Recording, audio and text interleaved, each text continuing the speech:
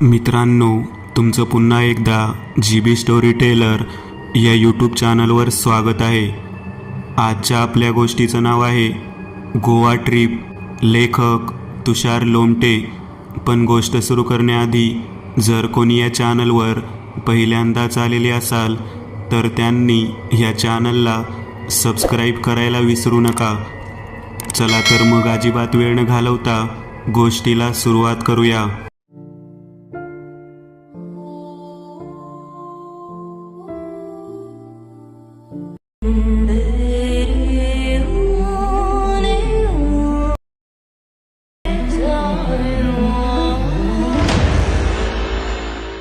मी पुण्यात इंजिनिअरिंग कॉलेजमध्ये शिकत होतो. आमचा 4 मित्रांचा ग्रुप होता. त्यामध्ये मी, अविनाश, रवी आणि विजय असे 4 मित्र होतो. आम्ही कॉलेजमध्ये असताना खूप मजा मस्ती केली आणि प्रत्येक कॉलेजमध्ये शिकत असणाऱ्या, कॉलेज आयुष्य जगत असणाऱ्या मुलांचा एकदा तरी गोव्याला जाण्याचा प्लॅन बनत असतो. तसाच आम्हा मित्रांचा सुद्धा गोव्याला जाण्याचा प्लॅन बनला होता. आम्ही ठरवले होते गोव्याला जायचे, पण कसे जायचे हा प्रश्न आम्हाला पडला होता. नंतर आमच्या लक्षात आले की 4 मित्रांपैकी फक्त अविनाशच्या घरी 4 चाकी गाडी आहे, म्हणजे कार आहे. कसाबसा आम्ही आव्याला त्याच्या वडिलांकडून कार घेण्यासाठी पटवला, पण तो त्याच्या वडिलांना खूप घाबरत होता. त्यामुळे कार मागण्यासाठी तो थोडी टाळाटाळ करत होता. पण मित्रांच्या दोस्ती खातर कसाबसा तो तयार झाला. आव्याला उत्तम प्रकारे कार चालवायला येत होती, त्यामुळे आव्याच्या वडिलांनी त्याला गाडी चालवण्यावरून नकार नाही दिला. नकार दिला तो लांबचा पल्ला असल्यामुळे आणि याआधी कधीही आम्ही गोव्याला गेलो नसल्यामुळे. इतक्या लांब जाणार, त्यामुळे वडिलांना काळजी वाटणे साहजिक होते. आम्ही 4 मित्र आहोत, अगदी व्यवस्थित जाऊ असे काय काय बोलून आव्याच्या वडिलांना आम्ही सगळ्यांनी पटवले आणि कसेबसे आव्याचे वडील आमच्या आग्रहाखातीर गाडी देण्यास तयार झाले. पण आव्याला आणि आम्हाला त्यांनी सक्त ताकीद केली की काही झाले तरी तुमचे मोबाईल बंद ठेवायचे नाही आणि रस्त्यात गाडी कोठेही थांबवायची नाही. जिथे लोकवस्ती असेल तेथेच गाडी थांबवायची. पण आम्ही आव्याच्या वडिलांच्या सगळ्या सूचना या कानाने ऐकल्या आणि दुसऱ्या कानाने सोडून दिल्या. कारण आम्ही मोठे झालो आहोत हा अहंकार आमच्या मनात उसळत होता. आम्हाला गोव्याला जाण्यासाठी कार भेटली याची खुशी आम्हाला खूप होती आणि त्याच दिवशी आम्ही गोव्याला जाण्याची तारीख निश्चित केली. ती तारीख होती 30 डिसेंबर. आम्ही 31 डिसेंबरला गोव्यात समुद्र किनाऱ्यावर नवीन वर्षाचे स्वागत अगदी जल्लोषात करणार होतो. आम्ही पूर्ण प्लॅन व्यवस्थित आखला होता. पण बोलतात ना, आपण आखलेला प्लॅन अचानक कधीही बदलू शकतो. बघता बघता 30 तारीख आली व आमची सगळी तयारी झाली होती. आम्ही सकाळी लवकर निघण्याचा निर्णय घेतला. पण प्रत्येक मित्रांच्या ग्रुपमध्ये काही आळशी मित्र असतात, त्यामुळे कोठेही जाण्यासाठी नेहमी उशीर होतो.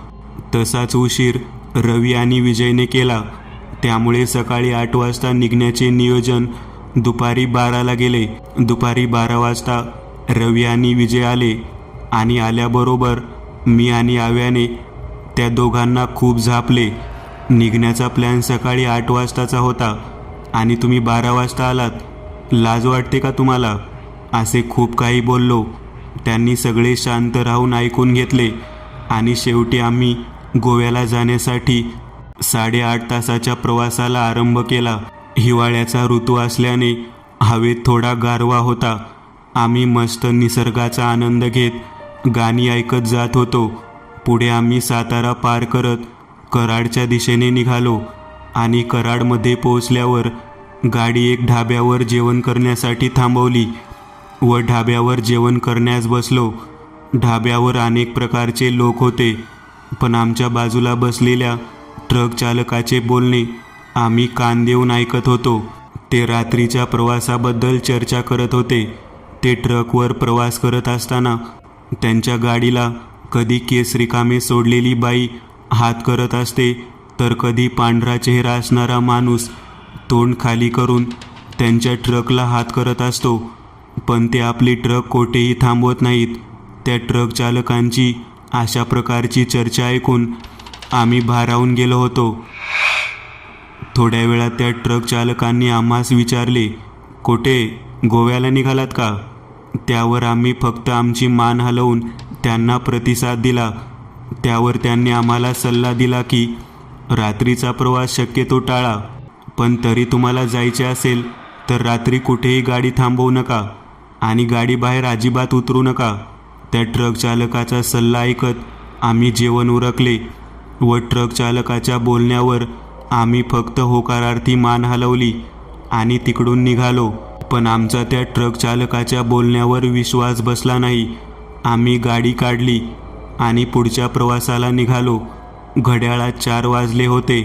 पुढे आम्ही कोल्हापूर पार करत पुढे गेलो, पण आम्हाला कोल्हापूरपर्यंतचाच रस्ता आणि गावांची नावे माहीत होती. पुढे आव्याने गाडीमधले मॅप सुरू केले आणि आमचा पुढचा प्रवास सुरू झाला. तेव्हा घड्याळात 6 वाजले होते. हळूहळू अंधार पडायला सुरुवात झाली होती. आव्याने गाडीची हेडलाईट सुरू केली. आम्ही गाडीच्या हेडलाईटच्या प्रकाशात हळूहळू प्रवास करत होतो. पुढे 2 तासाचा प्रवास अगदी व्यवस्थित झाला, पण नंतर आमच्या गाडीतील मॅप अचानक बंद पडला आणि आमच्या मोबाईलमधील नेटवर्कसुद्धा सगळे कमी झाले होते. पुढे आम्हाला 2 रस्ते लागले. मॅप बंद पडल्याने आमचा चांगलाच गोंधळ उडाला होता. कोणाला तरी रस्ता विचारण्याशिवाय आमच्याकडे कोणता पर्याय नव्हता. त्या 2 रस्त्याच्या कडेला आम्ही गाडी उभी केली. कोणी दिसतंय का पाहू लागलो. तेव्हा आम्हाला तिकडे एक टपरी दिसली. टपरी पाहून आम्ही गाडी बाहेर उतरलो आणि त्या टपरीजवळ गेलो, पण टपरीमध्ये सुद्धा कोणी नव्हते. आम्ही टपरीजवळ कोणीतरी येण्याची वाट पाहत होतो. तेवढ्यात मागून रस्त्यावरून एक लहान बस आली आणि तिच्या हेडलाईटचा प्रकाश आमच्यावर पडला.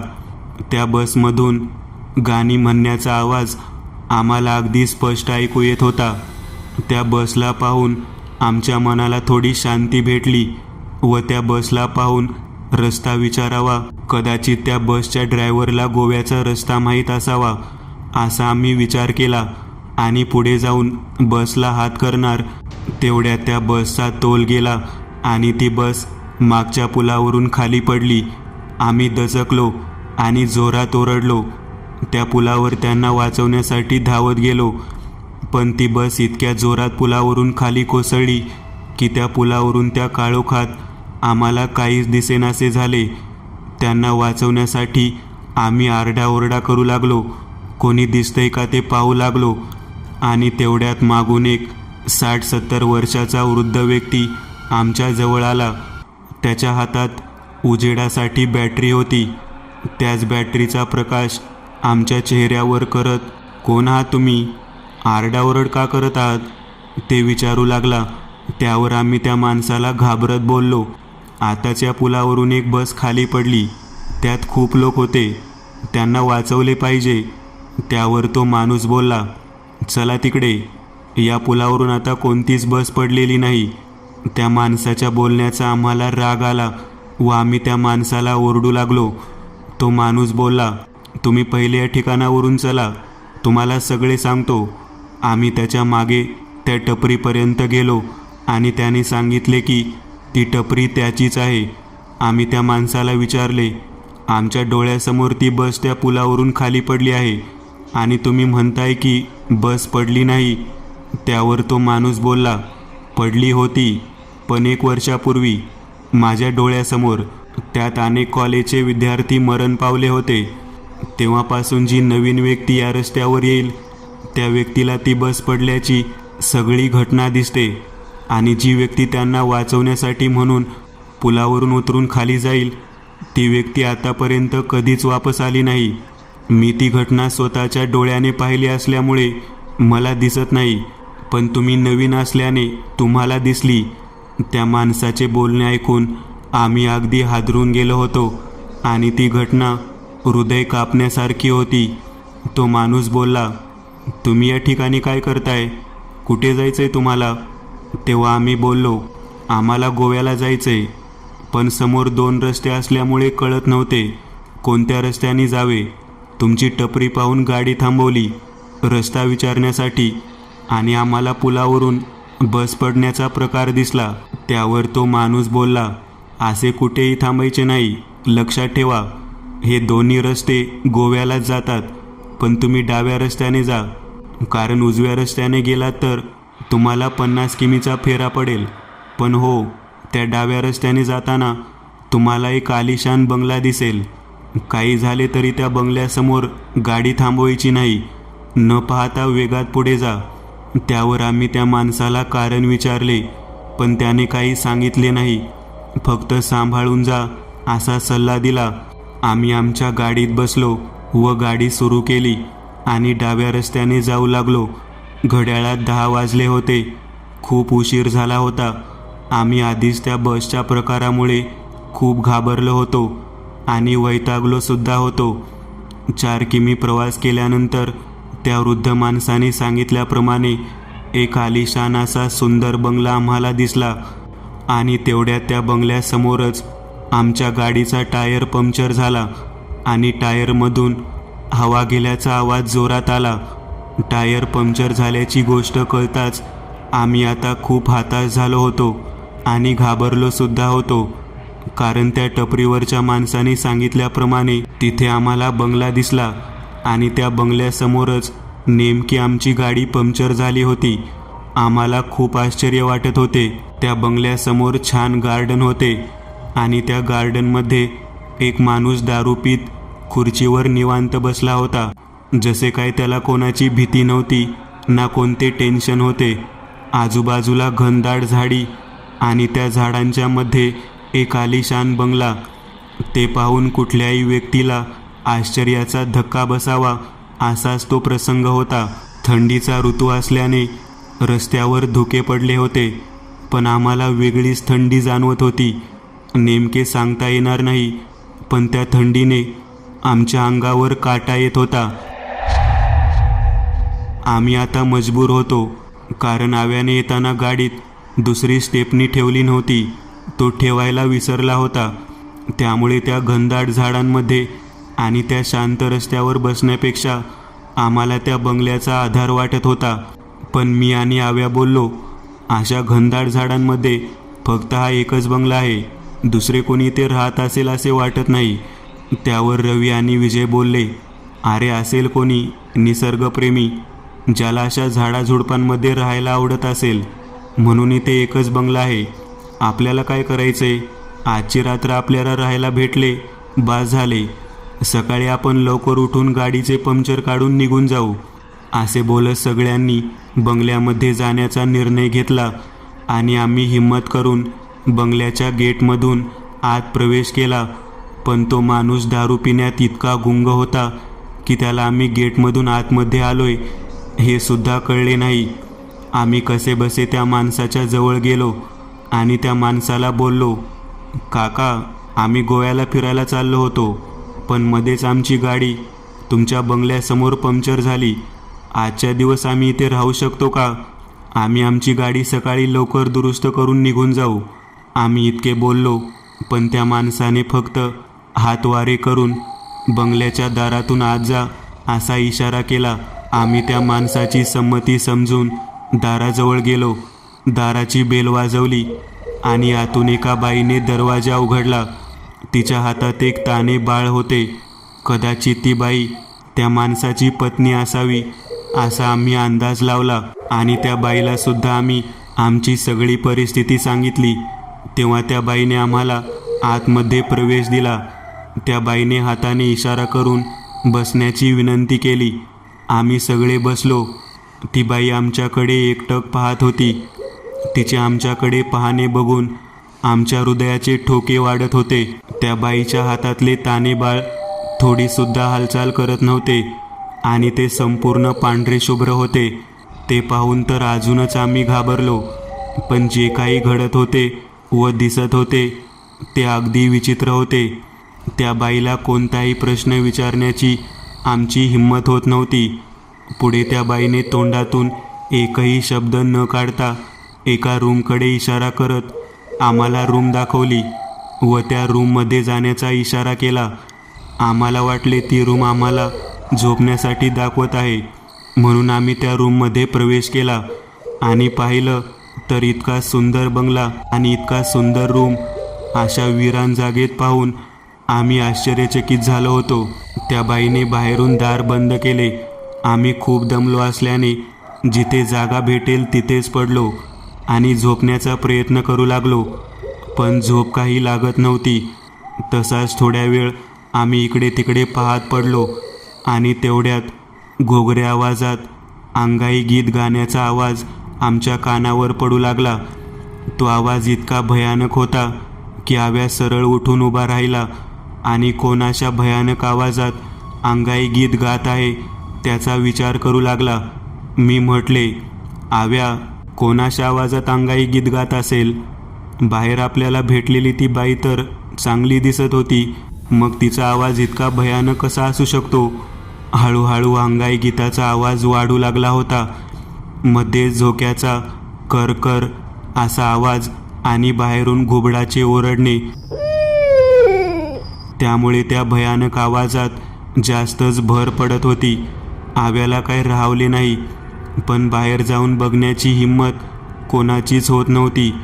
आव्याने वरून दरवाजाच्या फटीतून पाहण्याचा प्रयत्न केला तेव्हा आम्हाला बाहेर भेटलेली तीच बाई होती, जिचे आता पूर्ण शरीर जळालेले होते आणि तिचं बाळसुद्धा जळालेले होते आणि ती त्या जळालेल्या तान्या बाळाला झोक्यात ठेवून घोगऱ्या भयानक आवाजात अंगाई गीत गात होती.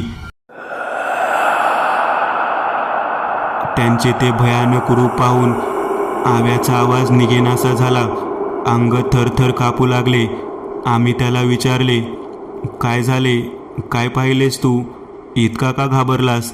पुढे आम्ही सगळ्यांनी त्या फटीतून त्या बाईचे भयानक रूप पाहिले तर आम्हाला सुद्धा तेच दृश्य दिसले जे आव्याला दिसले होते. ते पाहून आम्हाला समजले की इथे कोणी व्यक्ती नसून अमानवीय शक्ती आहे आणि आपण स्वतः त्यांच्या जवळ आलेलो आहोत. आता आपल्याला या राक्षसांच्या हातून कोणीच वाचवू शकत नाही. असे बोलत आम्ही चौघेही भीतीने बेशुद्ध झालो आणि तिथेच पडलो. आणि जेव्हा आम्हाला जाग आली तेव्हा आम्ही सगळे दचकून उठलो. पाहिलं तर आम्ही सगळे स्मशानात होतो. ते पाहून आम्ही इकडे तिकडे पळू लागलो. आम्ही आमची गाडी शोधू लागलो आणि रस्त्याच्या कडेला आम्हाला आमची गाडी दिसली. आम्ही गाडीजवळ पोहोचलो तर गाडीचे सगळे टायर अगदी व्यवस्थित होते. कुठलेही चाक पंक्चर नव्हते. आम्ही पटकन गाडीत बसलो आणि जितकी वेगात होईल तितकी वेगात आम्ही गाडी पळवली. पुढे 2 किमीच्या अंतरावर आम्हाला एक गाव लागले. आम्ही तिथे गाडी थांबवली. आमची घाबरलेली अवस्था पाहून तिथले गावकरी जमा झाले व आम्हाला विचारू लागले, काय झाले? तुम्ही इतके घाबरलेले का दिसताय? तेव्हा आम्ही त्या गावकऱ्यांना आमच्यासोबत घडलेला सगळा प्रकार सांगितला तर त्यांनासुद्धा आश्चर्याचा धक्का बसला, कारण त्या रोडला असा कोणताच बंगला नाही आहे. ते फक्त एक स्मशान आणि त्या पुलावरून आतापर्यंत कोणतीच गाडी किंवा बस पडलेली नाही आणि त्या पुलाच्या जवळ कोणतीच टपरी नाही. रात्री त्या रस्त्याला कोणी जातसुद्धा नाही, असे गावकरी बोलले. तेव्हा आमची हालत अजूनच खराब झाली. आम्ही गावकऱ्यांना विचारले, मग जे आम्हाला दिसले, जे आमच्यासोबत घडले ते काय होते? त्यावर गावकरी बोलले, चकवा. मित्रांनो, आज पुरतं एवढंच. तुम्हाला जर काही गोष्ट आवडली असेल तर नक्की लाईक करा. तुमच्यापैकी बरेचसे जण व्हिडिओ लाईक न करताच पळून जातात, पण हा जर व्हिडिओ तुम्ही लाईक केला तर मला जरा बरं वाटेल आणि असेच भारी भारी व्हिडिओ बनवायची माझ्यात एनर्जी येईल. त्यामुळे नक्की लाईक करा आणि अजूनही कोणी या चॅनलला सबस्क्राईब केलेलं नसाल तर लगेच सबस्क्राईब करून टाका आणि बाजूची घंटी ती मात्र दाबायला विसरू नका. देवाची घंटी आहे ती. चला तर मग पुन्हा भेटूया अशीच एक आगळी वेगळी गोष्ट घेऊन पुढच्या